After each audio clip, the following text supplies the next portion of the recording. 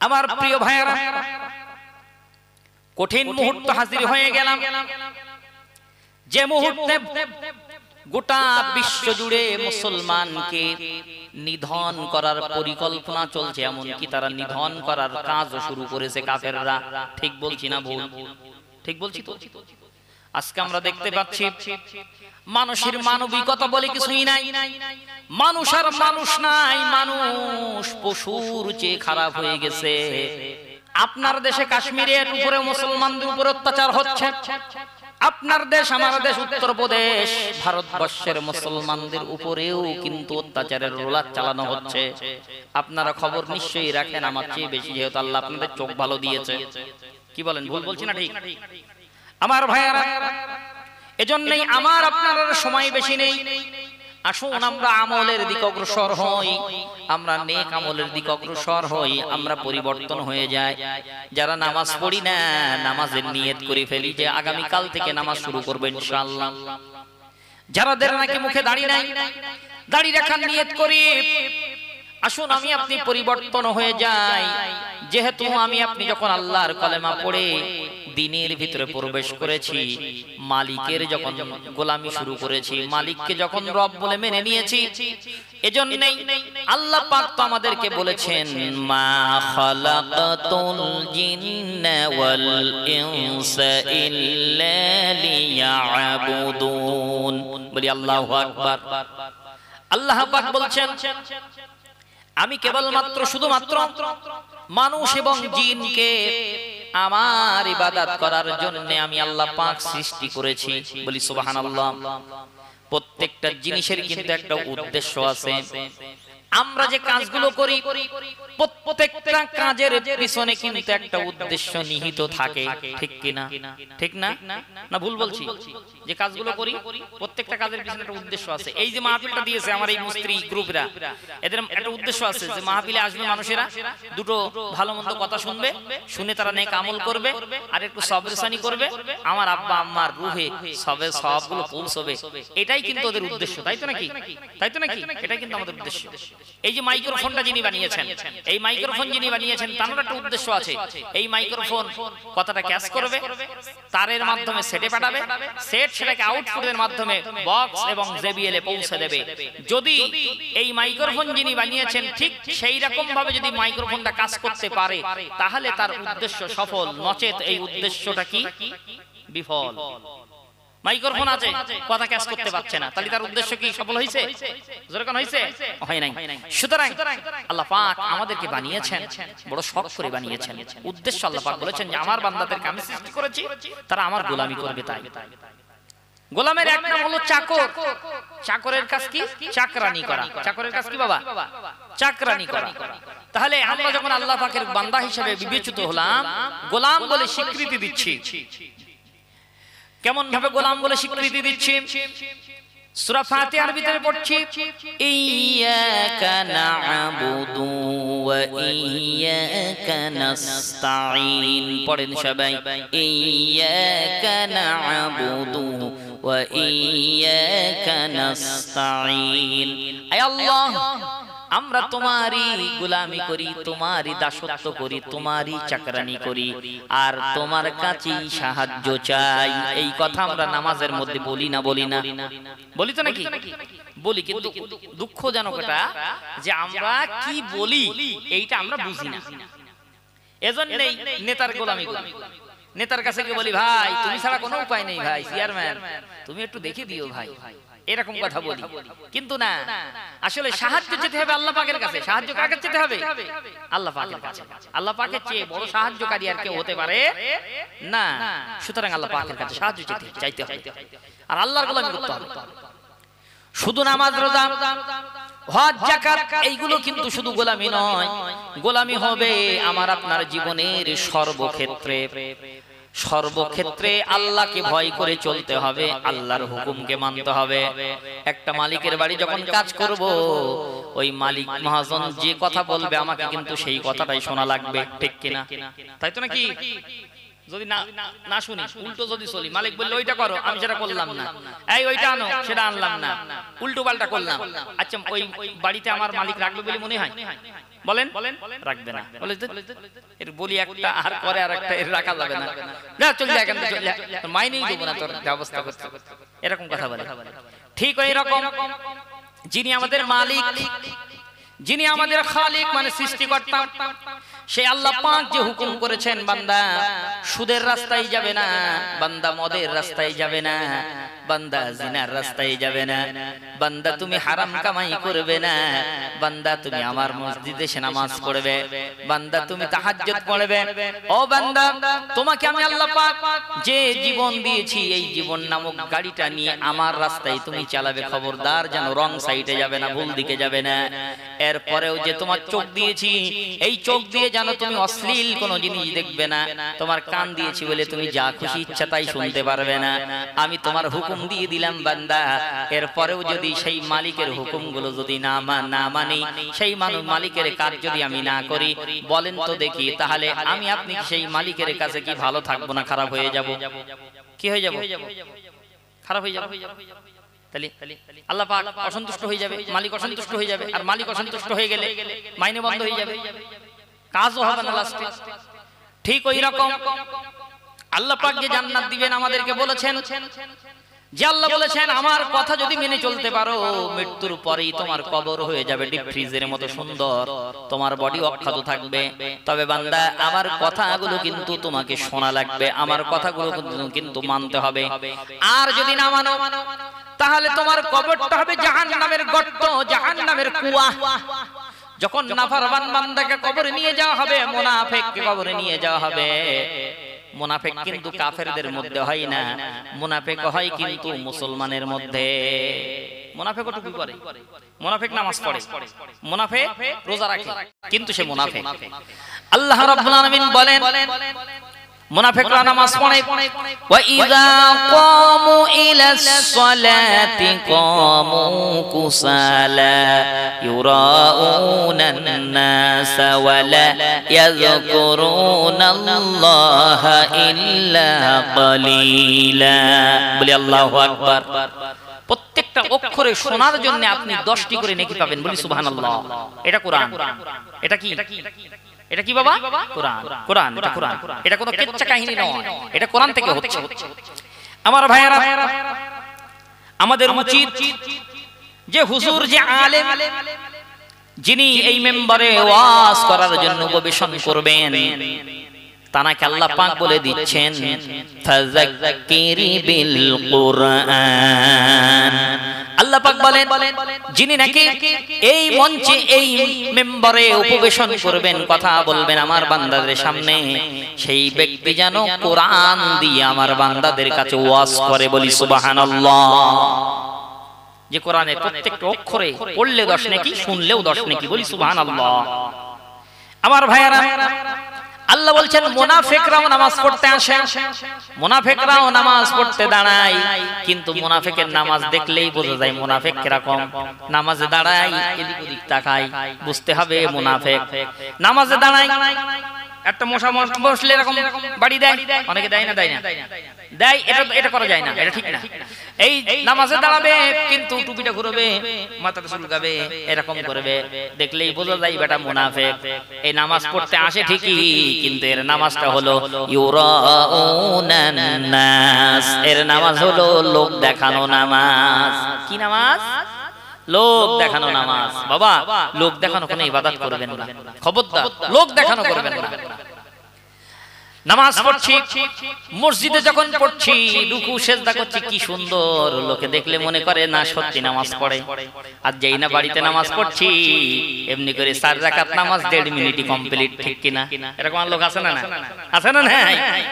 মসজিদে পড়ছে আস্তে আস্তে, আর বাড়িতে পড়ছে 1.5 মিনিটে 4 রাকাত। বলেন নাউজুবিল্লাহ, আল্লাহ হেফাজত করেন। আমার ভাইয়েরা, না বরং মসজিদে যদি একটু গতিতে নামাজ পড়া হয় কোনো ক্ষতি হবে না, কিন্তু যখন আপনি বাড়ি একাকী নামাজ পড়বেন, নামাজটা সময় নিয়ে পড়বেন, আল্লাহ পাক এই ইবাদতটাই আল্লাহর কাছে সবচেয়ে গ্রহণীয় হবে, বলি সুবহানাল্লাহ। একাকী যখন নামাজ পড়বেন খুব স্লো মোশনে পড়বেন, আস্তে আস্তে পড়বেন। সেজদায় যাবেন তো যেন মনে হবে আর উঠবেন না, রুকুতে যাবেন তো যেন মনে হবে যে আর সোজা হয়ে দাঁড়াবেন না, এরকম লম্বা রুকু করবেন, লম্বা সেজদা দিবেন, আস্তে আস্তে পড়বেন। এবং লোক দেখানো কেন ইবাদত করবেন না, খবরদার গোপনে করবেন, যা করবেন গোপন, প্রকাশ্যে নিয়ে আসবেন না। গোপন ইবাদতকে আল্লাহ পছন্দ করে, গোপন ইবাদতকারীকে আল্লাহ পাক রব্বুল আলামিন তার জীবনের গোপন গুনাহগুলো maaf করে দিয়ে পর্দার ভিতর দিয়ে ফেরেশতাদের দিয়ে গোপনে জান্নাতে পাঠিয়ে দিবে। বলি সুবহানাল্লাহ। সুতরাং লোক দেখানো কোনো কাজ করব না, এটা মুনাফিকদের কাজ। আমার ভাইয়েরা, আসুন আমি আপনি জীবনে পরিবর্তন হয়ে যায়, আল্লাহ পাক জাতিকে পরিবর্তন করে দিক, বলেন আল্লাহুম্মা আমিন। পৃথিবী জুড়ে আজকে আমার আপনাকে নিধন করার পরিকল্পনা চলছে। আমরা দেখতে পেয়েছি সবচেয়ে হসপিটালের ভিতরে সবচেয়ে একটা ডেঞ্জার জায়গা থাকে, যে জায়গার নাম হলো আইসিইউ, বলে না আইসিইউ। এইরকম জায়গায় ইসরায়েলের সেনারা বোমা ফেলে ফেলে মানুষগুলোকে পুড়িয়ে মেরে দিয়েছে। বিশ্ব মানবতার বিবেক হারিয়ে গেছে, বিশ্বের মানুষ যেন কিছুই বলে না। যাদের কই কথা বলেছে, যারা মারা গেছে ওরাও কিন্তু মানুষ, যে রক্ত মাংস দিয়ে তৈরি করা। যারা উপর থেকে বোম গুলো ফেলেছে ওদের দেহটাও কিন্তু রক্ত মাংস দিয়ে করা, তাই তো নাকি? তাই তো আমার ভাইয়েরা, তাহলে দেখা গেল মানুষ আর মানুষ নাই, মানুষ পশুর চেয়ে খারাপ হয়ে গেছে। আমরা দেখেছি ডিসকভারিতে, আমি দেখি নাই অবশ্য, অনেকে বলে তাই শুনেছি, যে আপনার কিনা হরিণের বাচ্চা সিংহী একটা পেয়ে গেছে, হরিণের একটা ছোট্ট বাচ্চা, ওই সিংহীটা খায় না, ওই সিংহী তার মায়ের স্নেহ দিয়ে তাকে কোলের ভিতরে করে রেখেছে। এরকম আছে না নাই? আছে না নাই? বাঘ একটা শিকারী ছোট্ট বাচ্চা পেয়েছে, সেও খায় নাই, সেও তাকে আশ্রয় দিয়ে রেখে দিয়েছে। এটা যদি একটা পশুর ভিতরে এত সুন্দর সৌভাগ্য থাকে, তাহলে যে মানুষেরা মানুষকে মারছে, আমার ভাইরা, তাদের কোনো বিবেক নাই, তারা আসলেই কিন্তু মানুষ না। তারা কি মানুষ? জোরে বলেন মানুষ? কোন মানুষ না। বিশ্ব জুড়ে যখন 6 এপ্রিল, এপ্রিলের 6 তারিখ, কত বললাম বাবা? এই এপ্রিল মাস চলছে তো নাকি? আজকে কত? আজকে 22 না? এই মাসের 6 তারিখে বিশ্ব জুড়ে ধর্মঘট ডাকা হলো ইসরায়েলের প্রতিবাদে। অথচ আমার ভারতবর্ষের কিছু গাদ্দারেরা, কিছু উগ্রবাদীরা, তারা ফ্ল্যাগ নিয়ে এমনি করে ইসরায়েলের পক্ষে স্লোগান দিয়েছে। আপনি বুঝতে পাচ্ছেন, তার মানে ওদের বিবেক, ওদের বিবেক কিন্তু মারা গেছে। ওদের উদ্দেশ্য যে ইসরায়েল যেটা করছে ওটা ঠিক, এটা আমাদের ভারতবর্ষেও করা দরকার। বলেন নাউজুবিল্লাহ। আমরা দেখেছি তো নাকি? আমাদের তো চোখটা একবার আল্লাহ অন্ধ করে দেয়নি। আমরা দেখেছি তো কিছু উগ্রবাদীরা তারা ইসরায়েলের পক্ষে মিছিল করেছে ওই দিন 6 এপ্রিল। মনে করে রাখবেন, ইতিহাস কোট করে রাখবেন, লাগবে একদিন ইনশাআল্লাহ। বলেন ইনশাআল্লাহ লাগবে একদিন। বেঞ্জামিন নেতানিয়াহু আর প্রধানমন্ত্রী নরেন্দ্র মোদী, পুরো দুইটা একই উদ্দেশ্য ওদের, আর কিচ্ছু না। দেখছেন না মুসলমানদের অভাব নিয়ে কিভাবে খেলা করছে? এই যে জায়গাটা, এই জায়গাটুকানি বলবে এই নিউ টাইমের মতন জায়গা, এই জায়গাটা পড়ে আছে, তোমরা শুধু মিলাদ দাও। এটাকে মিলাদ হয়? এই জায়গাটা মিলাদ হয়। এই কোটি কোটি টাকা দামের জায়গা, এখানে একটা কাজ করতে হবে, কদিন পরে দেখবে নিয়ে নেবে, এরকম চিন্তা ভাবনা ওদের, আর কিচ্ছু না। এই জায়গা দিয়ে কি আমাদের গাদ্দার, এরা হচ্ছে গাদ্দার। এরা কি গাদ্দার? এক বিয়াদব এক আলেমকে বলছো দাড়িটা ছিঁড়ে নেওয়া দরকার। আপনারা নিশ্চয়ই দেখেছেন, আপনারা এই কলকাতার মানুষ ভালোভাবে দেখতে পেয়েছেন। বলছো দাড়িটা ছিঁড়ে নেওয়া দরকার। আসলে দাড়িটা কার? দাড়িটা কি মাওলানা না দাড়িটা নবী? দাড়িটা কার? দাড়িটা কার? একটু কথা বলেন না কেন বাজান? রাসূলের দাড়ি তো, আমার সোনার নবীর দাড়ি। ও দাড়ির উপরে কথা বলছে, তার মানে কি? ওর উদ্দেশ্য কি? আমার রাসূলের দাড়ি নিয়ে কথা যে বলে, ওর দুনিয়ায় বাঁচিয়ে রাখার কথা না, ওকে মেরে ফেলে দেওয়া দরকার, ঠিক কি না? ওকে মেরে ফেলতে হবে, ওই বিয়াদবটা মেরে ফেলতে হবে। আমার রাসূলের নিয়ে কথা বলেছে, কোন ব্যক্তি আমি দেখব না তুই দাড়ি টানলি কেন তাই বল। ব্যক্তিগত ভাই তোর রাগ থাকতেই পারে, তাই বলি তুই দাড়ি নিয়ে কথা বলবি কেন? আমার রাসূলকে যে তাওহীন করে, আমার রাসূলকে যে ছোট করতে চায়, ওই ব্যক্তির দুনিয়ার জমিনে কোনোদিন জায়গা হবে না। ওর উচিত শিক্ষা দেওয়া দরকার, এক্ষুনি দেওয়া দরকার। হয়ে যেত যদি ইসলামী সমাজ ব্যবস্থা থাকতো। বিরাট বড় গাদ্দারি কথা বলছে, মুসলমানদেরকে নিয়ে ছেলে মেলে ছিনিভিনি খেলছে, সব আমরা দেখতে পাচ্ছি। আসুন ঈমান মজবুত করি বাবা, ঈমান মজবুত করি। খেজুর গাছের ডালটা ধরেও যদি জিহাদের ময়দানে ঝাঁপিয়ে পড়ি, সেটাও তরবারির কাজ হবে, বলি সুবহানাল্লাহ। তবে ঈমানটা মজবুত করতে হবে, কিন্তু ঈমান মজবুত করতে হবে। জিহাদ বেড়ে গেছে, সাহাবী এসে বলছে হুজুর তরবারি নাই, কিচ্ছু নাই, কি নিয়ে জিহাদ করব? হুজুর কি করলেন? খেজুর গাছের ডাল ভেঙে দিলেন। এই নাও বাবা, এটা না। সাহাবী রাসূলের হাতের খেজুর গাছের ডাল কোনো চিন্তা করলো না। কি ঈমান, কি বিশ্বাস দেখেন। খেজুর গাছের ডাল নিয়ে জিহাদের ময়দানে ঝাঁপিয়ে পড়লেন। কাফেরদের যেখানে আঘাত করছে সেখান থেকে কেটে পড়ে যাচ্ছে, বলি সুবহানাল্লাহ। সেই রাসূল তানার মুজিজা কিন্তু কবরে নিয়ে যাই নাই, আছে এখনো। আজও সেই খেজুর গাছের ডাল তরবারি হবে ইনশাআল্লাহ। তবে হ্যাঁ, আমাকে আপনাকে খাঁটি মুসলমান হতে হবে। মুনাফিক মার্কা হলে হবে না, 2 নম্বরে মুসলমান হলে হবে না, 1 নম্বর মুসলমান হতে হবে। আমার ভাইয়েরা, আমাদের ভাটা এলাকায় বাড়ি, সোলাদানা বৃহত্তম শিল্প অঞ্চল ভাটা, প্রায় 100 মতন ভাটা আছে সোলাদানায়। এই ভাটা 1 নম্বর ইটগুলো 1 নম্বর দামে, সুন্দর দামে বিক্রি হয়। 2 নম্বর গুলো 2 নম্বরের দাম, ছোট খাটো 4 নম্বর 5 নম্বর গুলো কিন্তু আর অনেক কমে বিক্রি হয়। ঠিক দুনিয়া এরকম যদি হয়ে থাকে, তাহলে আমাকে আপনাকে 1 নম্বর মুসলমান হওয়া লাগবে। 1 নম্বর মুসলমান হলে ওই মুসলমানকে দিয়ে আল্লাহ পাক অনেক বড় কাজ করিয়ে নিবে, বলি সুবহানাল্লাহ। কষ্ট হচ্ছে নাকি আপনাদের? এই বাবা, অসুবিধা হচ্ছে নাকি? চলুন এগিয়ে যাই। আমার ভাইয়েরা, কবরে যে সমস্ত ব্যক্তির লাশগুলো আল্লাহ অক্ষত রাখবেন, তাদের ব্যাপারে আল্লাহ পাক কোরআনে কারীমের ভিতরে বলছেন, ওয়ালা তাকুলু লিমান ইউকতালু ফি সাবিলিল্লাহি আমওয়াত বাল আহইয়া ওয়ালাকিন লা তাশউরুন, বলি আল্লাহু আকবার। আল্লাহ পাক বলছেন, যারা নাকি আমার রাস্তায় জীবন দিয়েছে, আমার দ্বীনের রাস্তায়, ইসলামের রাস্তায় যারা শহীদ হয়েছে, খবরদার এদেরকে তোমরা মৃত বলো না, এরা মরে না, এরা কবরের ভিতরে জিন্দা থাকে, বলি সুবহানাল্লাহ। ওই যে ফিলিস্তিনের মানুষগুলো জীবন দিচ্ছে, আমাদের দুনিয়ার চোখের আড়াল হয়ে যাচ্ছে, আমরা মনে করছি মারা গেছে, কিন্তু না, ওদের আল্লাহ পাক অক্ষত রাখবেন, বলি সুবহানাল্লাহ। কিয়ামতের ময়দানে ওই ছিন্ন ভিন্ন দেহ নিয়ে উঠবে, ওই বোমার আঘাত নিয়ে উঠবে। আমরা দেখতে পেয়েছি আল জাজিরার 2 জন সাংবাদিককে জীবন্ত আগুন ধরিয়ে দিয়ে তাদের পুড়িয়ে দিয়েছে।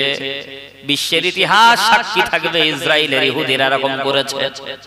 আমার ভাইয়েরা, আমরা দেখতে পেয়েছি এমন ভাবে বোমার আঘাত করা হয়েছে, বোমার আঘাতে 15 তলা 20 তলা উপরে উঠে গেছে মানুষ, মরদেহ সেই আকাশের উপরে উঠছে। এটাও কিন্তু আমাদের চোখের সামনে ক্যামেরায় ধরা পড়েছে। ঠিক বললাম না ভুল? ঠিক তো নাকি বাবা? আমার ভাইয়েরা, আজকে মানুষ আর পৃথিবীতে মানুষ নাই। জাতিসংঘ এ হলো বিশ্বাসঘাতক সংঘ। কি সংঘ? বিশ্বাসঘাতক সংঘ। হ্যাঁ, আল্লামা সাঈদী বলতেন, সেই কথা আমি আজকে বললাম, ওনার কথাটা কপি করলাম। বিশ্বাসঘাতক সংঘ। জাতিসংঘ পারে না বলতে, পারতো তো বিশ্বের মুসলমানরা বা বিশ্বের যারা মানবতা আছে, প্রত্যেক দেশ থেকে 1 সেনাবাহিনী পাঠিয়ে দাও, 50,000 করে, এই ইসরায়েলকে শায়েস্তা করতে হবে, বলতে পারতো কিনা? পারতো কিনা? বলে নাই। তার মানে কি? 5 আটা গোলাম ওরা আমেরিকার গোলামি করে। জাতিসংঘের আসলে সব ইহুদি নাসারা। রাসূল বলেছেন, আল কুফরু মিল্লাতু ওয়াহিদা, কাফেররা হলো এক জাতি। কাফেররা কয় জাতি? আর মুসলমানরা হলো ভিন্ন ভিন্ন জাতি। দেখছেন না 26 তারিখে সমাবেশনে, এ বলে আমি আসবো না, ও বলে আমি যাব না। ওহো, শেষ বেশ দেখবেন হয়তো সমাবেশটা হবে না, এরকম অবস্থা। এই এদের মধ্যে, এই জাতির মধ্যে, যে জাতির আল্লাহ এক, যে জাতির কোরআন এক, যে জাতির নবী এক, সেই জাতির মধ্যে দল দেখছেন। সিদ্দিকুল্লাহ বলে আমি যাব না, আব্বাস সিদ্দিক বলে আমি যাব না, আরেকটা কে? তহা সিদ্দিকী বলে আমার বলিনি আমি যাব না। বাবা, তাই যাবে কার? কামরুজ্জামান একা করবে? তা করুক। এই হচ্ছে আমাদের জাতির অবস্থা। তাহলে মার খাবে না কেন? মার খাবে না কেন? ওই তো সুযোগ পেয়ে গেল তো। আজকে যদি ওইটা যদি না হয়, বিশাল সুযোগ হয়ে গেল না সবার অন্যদের। এই তো এদের মধ্যে মিল নাই, দেখছেন? আর ওদের মধ্যে কি মিলটা একবার দেখেন, কত মিল। আল্লাহ হেফাজত করেন, বলে আল্লাহুম্মা আমিন। আমার ভাইরা, কিছু কথা আছে যেগুলো বিভিন্ন সাউন্ড সিস্টেমের কারণে অসুবিধা আছে, কিন্তু এমন একটা সময় আসা দরকার যে সাউন্ড সিস্টেম মাহফিলের ভিতরে সীমাবদ্ধ রাখা দরকার। শায়েখ আহমদুল্লাহর কিছু বক্তব্য আমার খুব ভালো লাগে। আপনারা ফলো করে কি জানি না, অনেকে ফলো করে। শায়েখ আহমদুল্লাহর কিছু বক্তব্য আমার পছন্দ হয়। যেমন উনি বক্তব্য করতে করতে উনি বলছে, দেখুন এই যে বিভিন্ন 1-1.5 কিলোমিটার মাইক লাগিয়ে জোরে সাউন্ড দিয়ে ওয়াজ আমরা করি, দেখা যাচ্ছে একটা হার্টের পেশেন্ট আছে, কি একটা মানুষের একটু কষ্ট হচ্ছে, প্রেসার, ব্লাড প্রেসার তার, এখনকার মানুষ তো অধিকাংশ হাই প্রেসার, ঠিক কিনা? দেখা যাচ্ছে তার ঘুমটা একটু কষ্ট হচ্ছে, তার ঘুম ভেঙে যাচ্ছে। ইসলামের সঙ্গে তো কোনো, ইসলামের এমন কোনো নিয়ম নাই যে মানুষ কষ্ট পায়, এরকম কি ইসলামের মধ্যে আছে? জোরে বলেন আছে? এজন্যই তো আমরা দেখেছি ফুরফুরা শরীফের মতো জায়গায় মুখে আজও মিশরের সব হচ্ছে। আজও আমরা আমিনিয়া মাদ্রাসা বসিরহাট, মাওলানা বাগদারবাস শরীফ আপনারা দেখবেন সাউন্ড সিস্টেম মাহফিলের ভিতরেই সীমাবদ্ধ। আমাদের মত 4-5-40 খানা মাইক দিয়ে বাইরে করেন, সাউন্ড সিস্টেম মাহফিলের ভিতরে সীমাবদ্ধ। আজকে এই সাউন্ড সিস্টেম বাইরে হবার কারণেই প্রচুর মানুষ আছে তারা বাড়িতে বসে আছে, মনে করছে বাড়ি বসেই তো শুনতে পাচ্ছি, ঠিক কি না? দেখেন অনেক বাড়িতে বসে শুনতে পাচ্ছি। আসলে পিপাসা লাগবে আমার, আমি কলের কাছে যাব না, কল আমার কাছে আসবে, তাই তো নাকি? আপনারা বুঝতে পারছেন তো? তাহলে পিপাসা লাগবে আমার, ইসলাম সম্পর্কে আমার জানা দরকার, তাহলে আমার এই মাহফিলে আসা লাগবে। আর যখনই আমি বাড়ির কাছে মাইক পাবো তখন আর আমি আসবো না, তো তখন আমি বলবো এই তো এখানে শোনা যাচ্ছে তো চাপকে।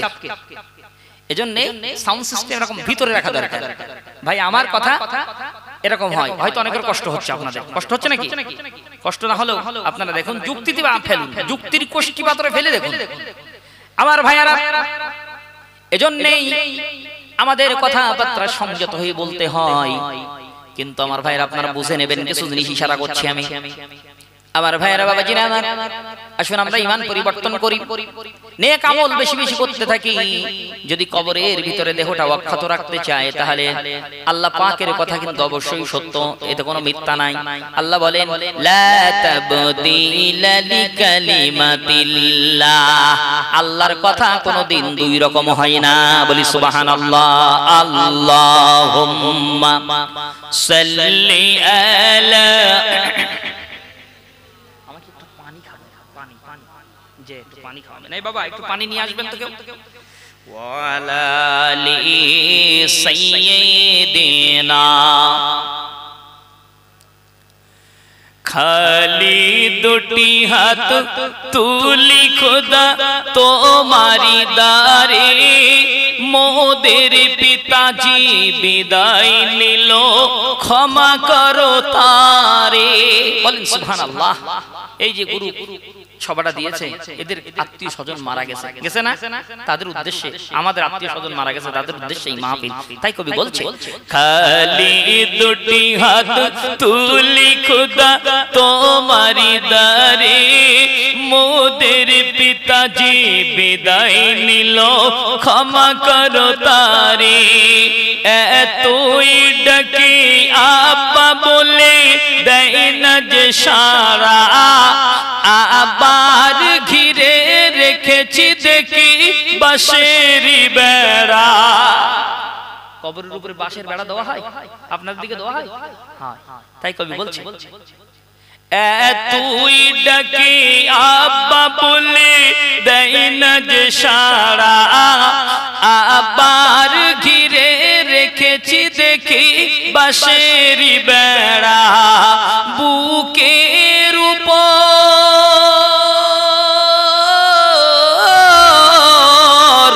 বুকের উপর এত মাটি আব্বা সইবে কেমনে, কেঁদে কেঁদে পাগল পাগল পারা আমরা কজনে, খালি দুটি হাত তুলি খোদা তোমারি দ্বারে, মোদের পিতাজি বিদায় নিল ক্ষমা করো তারে।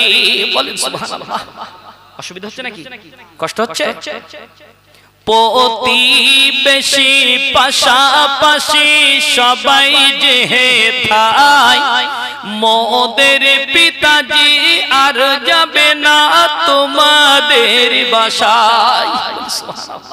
প্রতিবেশীদের ডেকে বলছে ছেলেরা, ও ভাইরা, আমার আব্বা তোমাদের বাড়ি কোনোদিন যাবে না, তোমাদের কাছে আর কোনোদিন আমার আব্বা যাবে না, আগে তোমাদের বাড়িতে বাড়িতে যেয়ে একটু বিরক্ত করতো, আর করবে না। তাই কবি বলছে, প্রতিবেশী পাশাপাশি সবাই যে থাই, মোদের পিতাজি আর যাবে না তোমাদের বাসায়, মোদের পিতাজি আর যাবে না তোমাদের বাসায়, আর জি মোদের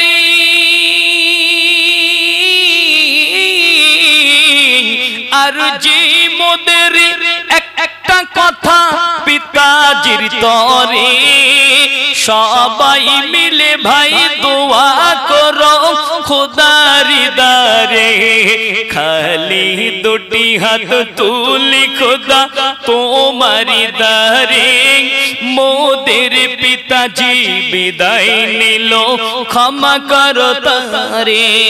আল্লাহুম্মা সাল্লি আলা, এক বোতল পানি রেখে দিতে হয়, এখানে একটু রেখে দিলে, এখানে রেখে দিলে একটু মজুদ রাখলে একটু কষ্ট কম হয়। ওয়া আলা আলি সাইয়্যিদিনা, চলুন এগিয়ে যাই। বাবা, আমাদেরকে কবরের ভিতরে যাতে আমরা অক্ষত ভাবে থাকতে পারি, আল্লাহ পাক আমাদের কবরটাকে যেন ফ্রিজের মতো বানিয়ে দেয়, সেজন্য আমাদেরকে তৈরি হতে হবে, সেই আমলগুলো আমাদের করতে হবে। চলুন আমরা শুনতে থাকি। 1 নম্বর, কাদের লাশ কবরের মাটি অক্ষত রাখবে, ফ্রিজ রেখে দেবে, ফ্রিজের মতো থাকবে। বলি সুবহানাল্লাহ। 1 নম্বর কারা? 1 নম্বর হলো নবীগণ, যারা নাকি আল্লাহ পাকের রাসূল, আল্লাহ পাকের নবী যারা, এই সমস্ত নবী আলাইহিমুস সালামদের লাশকে আল্লাহ পাক রব্বুল আলামিন পৃথিবীতে তারা ইন্তেকালের পরেও কবরের ভিতরে অক্ষত থাকে। বলি সুবহানাল্লাহ। আল্লাহ পাক বলেন, ইনদা রাব্বিহিম ইউরযাকুন, আল্লাহ বলেন তাদের রবের পক্ষ থেকে, আমার পক্ষ থেকে তাদের কবরের ভিতরে রিজিক প্রবেশন করা হয়। বলি সুবহানাল্লাহ। সুতরাং নবীগণ তাদের লাশকে আল্লাহ পাক, তাদের বডি মোবারককে আল্লাহ পাক হেফাজত করেন। বলি সুবহানাল্লাহ। যেমন আমার আপনার রাসূল যখন মেরাজে গিয়েছিলেন, কুরআন শরীফ বলছে, সুবহানাল্লাযী আসরা বিআবদিহি লাইলাম মিনাল মাসজিদিল হারামি ইলাল মাসজিদিল আকসা আল্লাযী বারাকনা হাওলাহু লিনুরিয়াহু মিন আয়াতিনা ইন্নাহু হুয়াস সামিউল বাসীর। বলি আল্লাহু আকবার। আল্লাহ পাক বলছেন, পবিত্র সেই সত্তা তিনি, যিনি তার বান্দাকে মসজিদুল হারাম থেকে নিয়ে মসজিদুল আকসায় নিয়ে গিয়ে ওখান থেকে সপ্তম আসমান পাড়ি দিয়ে সিদরাতুল মুনতাহা, সিদরাতুল মুনতাহা থেকে রফরফ নামক সিংহাসন দিয়ে কাবা কাউসাইন, ওখান থেকে আরশে আজিমে দেখে নিয়েছেন। সেই আল্লাহ পাক হলেন পবিত্র, সেই আল্লাহ পাক তিনি এই ঘটনা ঘটিয়েছেন। বলি সুবহানাল্লাহ। তানার নিদর্শন সমূহ আল্লাহ পাক দেখিয়েছেন।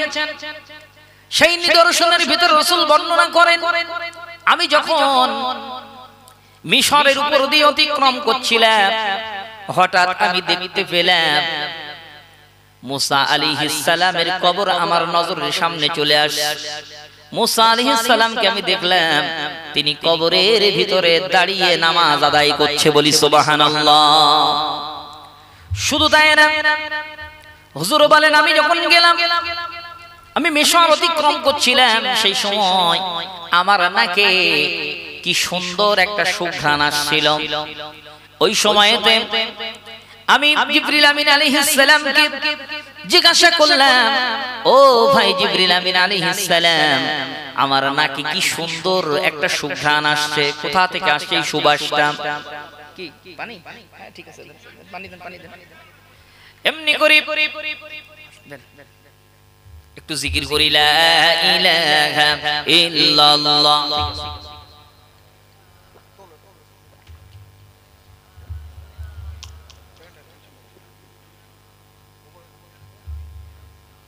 لا إله إلا الله لا إله إلا الله لا إله إلا الله محمد رسول الله صلى الله عليه وسلم।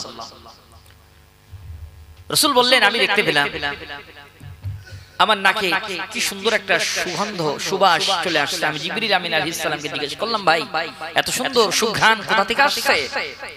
জিবরিল আমিন আলাইহিস সালাম বলেন, হুজুর এটা আসছে হযরতে আসিয়া আলাইহিস সালাতু ওয়াস সালাম, ফিরাউনের স্ত্রী আসিয়া আলাইহিস সালাতু ওয়াস সালাম, ওনার কবর থেকে একটা সুবাস সুগন্ধ আপনি আপনার নাকে আপনি পাচ্ছেন। বলি সুবহানাল্লাহ। ওলিয়া উলিয়াদের মাজার জিয়ারতে যাবেন, দেখবেন কিছু কিছু ওলিয়া উলিয়াদের মাজার দিয়ে সুবাস সুন্দর গন্ধ আসে। তার ভিতর উল্লেখযোগ্য আপনাকে আমি বলবো, হযরতে সুফি আব্দুল মোমিন রাহমাতুল্লাহ আলাইহি মাজার শরীফ কোথায়? হাওড়া জেলা। ওখানে যাবেন, দেখবেন একটা সুন্দর সুঘ্রাণ আপনি পাবেন। মাঝে মধ্যে দাদা পীরের মাজার থেকেও পাবেন, দাদা হুজুর রাহমাতুল্লাহ আলাইহি কবর শরীফ থেকেও পাওয়া যায়। বসিয়ার হুজুর কিবলার কবরে মাঝে মধ্যে থাকে এই সুঘ্রাণ, সবাই পায়, অনেকে পায়, অনেকে আবার পায় না। সেই নিয়েতে যাবেন, ইনশাআল্লাহ পাবেন। তো যাই হোক, আমি যে কথা বলছিলাম, রাসূল পাক সাল্লাল্লাহু আলাইহি ওয়াসাল্লাম মুসা আলাইহিস সালামকে দেখে গেলেন মেরাজে যে কবরে তিনি নামাজ পড়ছেন। আবার রাসূল পাক সাল্লাল্লাহু আলাইহি ওয়াসাল্লাম বাইতুল মুকাদ্দাসে গিয়েও ওনাদেরকে দেখতে পেলেন। বলি সুবহানাল্লাহ। আবার ওখান থেকে ষষ্ঠ আসমানে গিয়ে রাসূল পাক সাল্লাল্লাহু আলাইহি ওয়াসাল্লাম মুসা আলাইহিস সালামের সঙ্গে কথা বললেন, সালাম করলেন, অনেক কথা হলো। এমন কি সেই ৫ ওয়াক্ত নামাজ কমিয়ে ৫ ওয়াক্ত নামাজের ব্যবস্থা তো মুসা আলাইহিস সালাম করে দিয়েছিলেন। বলি সুবহানাল্লাহ।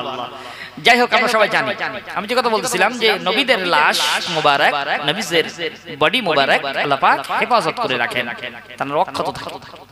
আমার ভাইরা, আমার রাসূল পাক সাল্লাল্লাহু আলাইহি সাল্লামকে যখন জিজ্ঞাসা করা হলো, ইয়া রাসূলুল্লাহ, ইয়া হাবিবাল্লাহ, হুজুর আপনি ইন্তেকালের পরে আমরা কি দরুদ পড়ব? যেহেতু রাসূল জীবদ্দশায় বলেছেন তোমরা আমার উপরে বেশি বেশি দরুদ শরীফ পড়বে, যে যত আমার উপরে দরুদ শরীফ পড়বে সে তত আমার নিকটস্থ থাকবে। বলি সুবহানাল্লাহ। আপনি যদি রাসূলের জিয়ারত পেতে চান, রাসূলের যদি দিদার পেতে চান, তাহলে প্রতিদিন প্রতিদিন আপনি গভীর রাতের বেলা এসার পরে আপনি ওযু করেন, ওযু বানিয়ে অন্ধকার একটা জায়গায় বসে নির্জনে আপনি রাসূলের দিদারের আশায় আপনি একটু তওবা ইস্তেগফার করেন, সূরা ফাতিহা ৩ বার পড়েন, সূরা ইখলাস ১০ বার পড়েন, দরুদ শরীফ পড়েন ১১ বার পড়ে একটা ছোট্ট সবরসানি করেন। আয় আল্লাহ পাক, এই যা কিছু পড়লাম সবগুলো রাসূল পাক সাল্লাল্লাহু আলাইহি সাল্লাম হুজুরের দরবারে পৌঁছে দেন এবং হুজুরের আলা ওলাদগণের দরবারে পৌঁছে দেন। আল্লাহ রাসূল পাকের জিয়ারত আপনি আমাকে নসিব করে দেন। এইভাবে ছোট্ট মোনাজাতটা করে নিয়ে এবার আপনি চোখ দুটো বন্ধ করে আপনি বসুন, আপনি বসে যান। যদি কোনো পীরের হাতে মুরিদ হয়ে থাকেন আলহামদুলিল্লাহ, খুব ভালো হয়। যদি তাও না হয়ে থাকেন, এবার আপনি রাসূল পাকের ওই সবুজ গম্বুজটা মনে মনে কল্পনা করেন যে আমার রাসূলের সবুজ গম্বুজটা আমি যেন দেখতে পাচ্ছি। এরপরে আপনি দরুদ শরীফ পড়তে থাকেন প্রত্যেকদিন ১০০ বার, উপরে আপনি ৫০০ বার পর্যন্ত পড়ুন প্রতিদিন, যেন কোনোদিন কাজা না হয়ে যায়। যদি একদিন কাজা হয়ে যায়, পরের দিন আবার কাজা আদায় করবেন। ৪১টা দিন আপনি এইভাবে করতে থাকুন। আল্লাহ পাক চাইলে ৪১ দিনের ভিতরে আমার সোনার নবীর সঙ্গে আপনার জিয়ারত হয়ে যাবে। বলি সুবহানাল্লাহ। করতে থাকুন, ইনশাআল্লাহ হয়ে যাবে। আর একটা সহজ আমল বলি, কষ্ট হচ্ছে নাকি আপনাদের?